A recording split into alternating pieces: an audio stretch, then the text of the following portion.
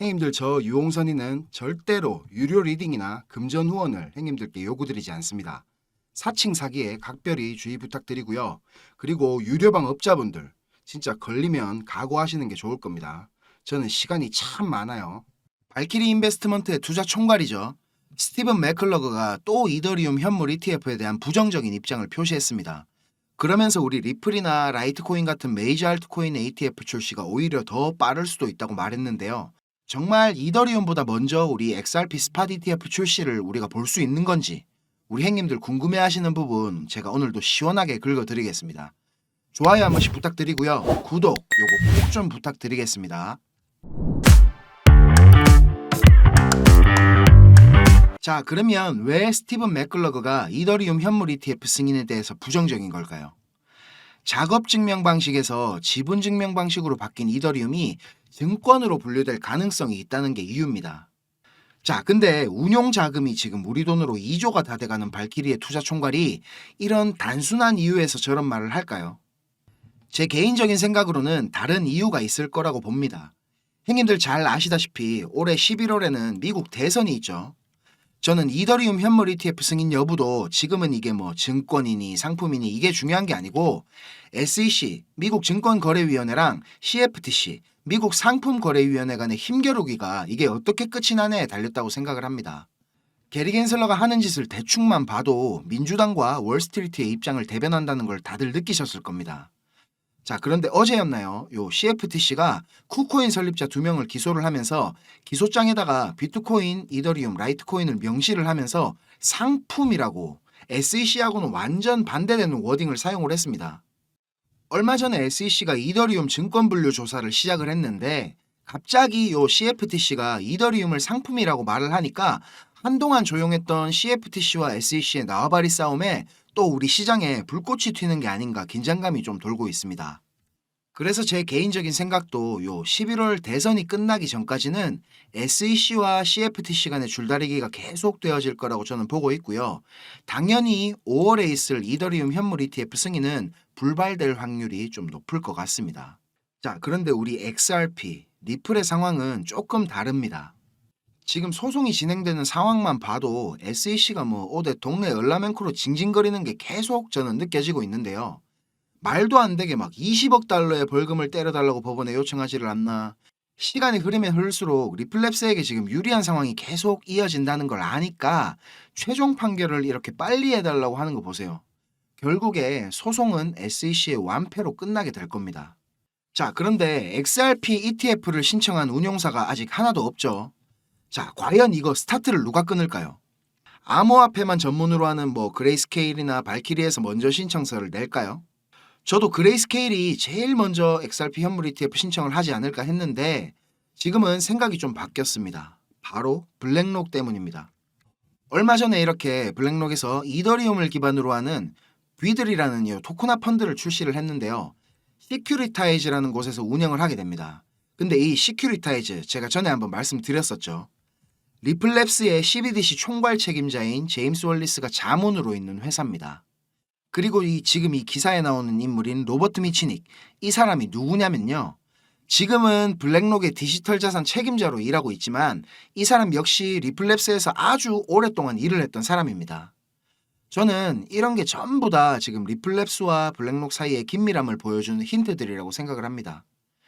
지난 1월부터 계속 블랙록과 리플랩스 사이에 이런 인적 네트워크가 상당히 복잡하게 연결되어 있다는 느낌을 받고 있는데요. 저는 이게 절대로 우연이라고 생각하지 않습니다. 모든 일에는 이유가 다 있는 거거든요. 맞다 아닙니까? 우리 리플 가격이 2017년도처럼 폭등하는 게 이제 진짜 얼마 남지 않은 것 같습니다. 제가 보기에 4월, 5월은 우리 XRP 관련해가지고 정말로 시끄러운 소식들이 계속 나올 것 같거든요. 형님들 마음 뭐 다 이해하지만 너무 조급해 하시지 마시고 조금만 더 기다려 봅시다. 결국에 가격은 오를 거고 우리가 기다린 시간보다 훨씬 더 달콤한 보상이 있을 겁니다. 자, 이제 뉴스나 차트 얘기보다 중요한 거 근본적인 걸 한번 짚어보고 갈게요. 형님들 지금 이 영상을 보고 계신 이유가 뭡니까? 수익을 내고 싶으셔서 찾아보시는 거잖아요.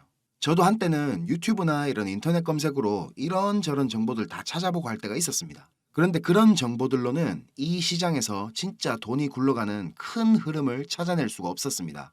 저도 정말 힘든 시기를 다 겪어봤고 다시 일어서 봤기 때문에 저같이 힘든 길, 막다른 길을 마주한 행님들에게 조금이나마 제가 도움이 되고자 전혀 상관없던 일을 하던 제가 지금은 이렇게 유튜브를 하게 됐습니다. 자, 시장은 어떻게 움직일까요? 단순히 시장 참여자들의 심리에 따라서 돌아가겠습니까? 절대 아닙니다. 지금 뜨겁다카는 AI 섹터, 밈코인, 이더리움 레이어 2, BRC 관련 코인들 단순히 사람들의 관심이 많아서 그냥 상승하겠습니까? 시장을 움직이는 주체, 마켓 메이커들에 의해서 철저하게 계획되어 움직입니다. 자, 제가 지금부터 그 비밀을 공개하겠습니다. 자, 행님들 조금만 더 집중해서 들어주세요. 어쩌면 지금 이 시간이 행님들 투자 인생의 전환점이 될지도 모릅니다. 지금부터 제가 전해드릴 내용들은 상당히 민감한 내용입니다. 혹시라도 주변에 이것과 관련된 이야기를 하시거나 소문을 내시면 농담이 아니고 제 신변이 위험해질 수도 있고 진짜 어디 쥐도 새도 모르게 끌려갈 수도 있습니다. 그리고 저만 위험해지는 게 아니라 이 정보를 저한테 제공해준 정보원도 같이 위험해질 겁니다. 저한테 가끔 가슴 아픈 사연을 털어놓으시는 행님들이 계신데 그런 얘기를 들으면서 저도 제가 예전에 겪었던 힘든 시간들이 생각이 나서 제가 어떤 부분을 도와드릴 수 있을까 고민을 하다가 이렇게 위험을 무릅쓰고 용기를 한번 내봅니다. 진짜 행님들한테 수익 내드리고 싶고 행님들 한 분 한 분 처한 상황을 조금이나마 제가 개선해 드릴 수 있으면 좋겠다는 진심 하나만 가지고 진행하는 일이니까 제가 드리는 부탁 꼭 지켜주셨으면 합니다. 그리고 좋아요, 구독 요거는 꼭 좀 해주셨으면 좋겠습니다. 저랑 오래 하신 행님들은 다 아시겠지만 저는 비트코인이 이렇게 6만 달러를 처음 넘기고 온갖 매체들에서 뉴스를 쏟아내던 2021년도 말에 본격적인 하락장의 문턱에 코인판에 입문을 했습니다.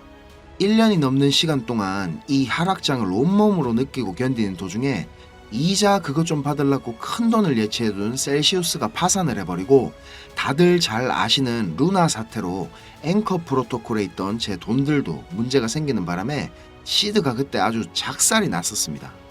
거기다가 얼마 뒤에 주 거래소로 쓰던 FTX까지 파산을 하면서 진짜 제가 회복이 불가능한 상태를 한번 겪었었습니다. 이거 갑자기 생각하니까 또 막 눈물이 나려고 하네요. 아무튼 그때 제가 엄청 간절하기도 했고 운이 좋게도 정말 감사한 은인을 만나가지고 하루하루가 지옥 같았던 상황에서 지금은 이렇게 먹고 사는 걱정은 안 할 수 있을 정도까지 제가 성장할 수 있었습니다. 공부방에서나 아니면 개인적으로 저한테 연락 주신 행님들 얘기 들어드리면서 예전에 제 모습이 계속 떠오르고 마음이 너무 안 좋았습니다. 근데 매매에 대한 자신감이나 실력을 단기간 내에 제가 길러드릴 수는 없기 때문에 고기 잡는 방법 대신에 이번 한 번은 진짜 잡은 고기를 내어드리려고 합니다. 그래서 저만 알고 있어도 되는 이런 중요한 정보를 제가 오픈하기로 마음을 먹었습니다. 화면에 요 자료 보이시죠, 형님들? 형님들이 이 자료를 받아보시고 이해를 하시려면 우선적으로 지금 시장 상황에 대한 배경 지식과 그리고 블록체인에 대한 이해가 약간은 필요합니다. 그래야 왜 이게 돈이 되는 자료인지 대번에 이해가 될 거고요. 조금 지루할 수도 있는 내용이지만 집중해서 잘 들으신다면 분명히 행님들 투자 인생이 달라질 거라고 저는 확신을 합니다. 비트코인이 지금 원화로 1억이 넘게 상승하는 동안에 우리 둘째 행님 이더리움이 너무 조용했죠. 이건 이더리움 도미넌스 차트인데요. 이더리움 도미넌스가 20%는 훨씬 넘겨야 정상인데 이번 상승에는 계속 14에서 16% 정도로 이더리움답지 않게 비리비리한 모습을 보여줬습니다. 하지만 이제 앞으로 2024년도에 이더리움은 다를 겁니다. 비트코인 뒤를 이어 지금 다음 타자로 현물 ETF를 기다리고 있는 중이죠. 하지만 이런 대형 호재에 가려져 가지고 사람들의 주목도가 좀 떨어지지만 ETF보다 훨씬 더 중요한 포인트가 있습니다. 바로 이 EIP4844 덴쿤 하드포크입니다. 이게 왜 ETF보다 훨씬 중요한 거냐면 형님들 레이어 2 코인들 많이 들어보셨죠? 다들 많이 아시는 폴리곤, 아비트럼, 인젝티브 프로토콜, 멘틀, 옵티미즘 이런 게 있거든요. 이 레이어 2 코인들이 탄생하게 된 이유는 이더리움 블록체인 생태계가 폭발적으로 커지고 사용자가 막 몰리면서 가스비락하죠. 네트워크 수수료가 폭증을 하게 되고 트랜잭션 처리 속도도 많이 느려지게 됩니다. 그래서 해결책으로 등장한 게 레이어 2입니다. 이더리움 메인넷의 수수료 절감과 그리고 속도를 개선하려고 탄생한 거죠. 자, 행님들 이해하시기 쉽게 제가 예를 한번 들어보겠습니다. 이더리움이라는 큰 마트가 하나 있습니다. 이 마트는 업계에서 이용자 수가 제일 많고 그야말로 그냥 독식을 하고 있는 1등 마트입니다. 뭐 근처에 다른 마트들도 있긴 합니다. 이더리움보다 보안성이 뛰어난 에이다락하는 마트도 있고 이더리움보다 속도가 훨씬 빠른 솔라나락하는 마트도 있습니다. 그런데 물건을 파는 사람들과 사는 사람들은 모두 꼭 이더리움 마트만 찾고 있습니다. 이더리움 마트가 전국 어디에나 있고 물건도 다른 마트들보다 훨씬 더 많기 때문입니다. 자, 그런데 주말같이 사람들이 많이 찾는 시간대에 이더리움 마트에 찾아가면 내가 쇼핑을 하고 물건을 사려면 하루 종일 마트에만 있어야 됩니다. 그리고 결제를 할 때도 확인을 너무 꼼꼼하게 합니다. 직원 수백 명이 나에 대한 검증 절차를 거치고 내가 돈을 똑바로 냈는지, 이게 위조 지폐는 아닌지, 혹시 카드를 썼다면 내 신용카드가 불량은 아닌지 이런 거를 하나하나 다 검사를 받아야 물건을 살 수가 있습니다.